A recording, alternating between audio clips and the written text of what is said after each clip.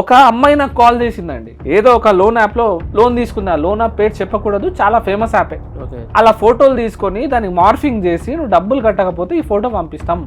అమ్మ నా బూతులు. అమ్మాయి లివింగ్ రిలేషన్షిప్ లో ఒక అబ్బాయితో ఉంటుంది. దాంట్లో నెంబర్ సేవ్ అయి ఉంది, ఫోటోలు ఉన్నాయి. అమ్మాయి కాంటాక్ట్స్ మదర్ ఫాదర్ కి ఈమె లివింగ్ రిలేషన్షిప్ లో ఒక బాయ్ తో ఉంటుంది. ఈ విషయం వాళ్ళ ఫాదర్ అండ్ మదర్ తో చెప్తానని చెప్పేసి బ్లాక్ మెయిల్ చేసుడు. రికవరీ ఏజెంట్స్ ఎంత నీట్ గా మాట్లాడాలి. చాలా రూడ్ గా మాట్లాడతారు సార్. నేను లైవ్ లో చూసాను కూడా కొన్ని నా ఫ్రెండ్స్ జరిగింది ఇట్లా. చాలా రూడ్. చేతగానోడా అసలు డబ్బులు ఎందుకు తీసుకున్నావు చాలా జరుగుతున్నాయి. ఎట్లా అంటే తిట్టనట్టు అంతే. అవును, నీకు ఇంటికి వస్తే గల్ల పడతా అని అప్పుడే అంటాడు. సార్ మరి కడతారా అని అప్పుడే అంటాడు. ఒక హర్రర్ వాతావరణం, ఒక హర్రర్ సినిమా చూస్తుంటే ఎంత భయం అవుతుంది. క్రియేట్ చేస్తారు సార్.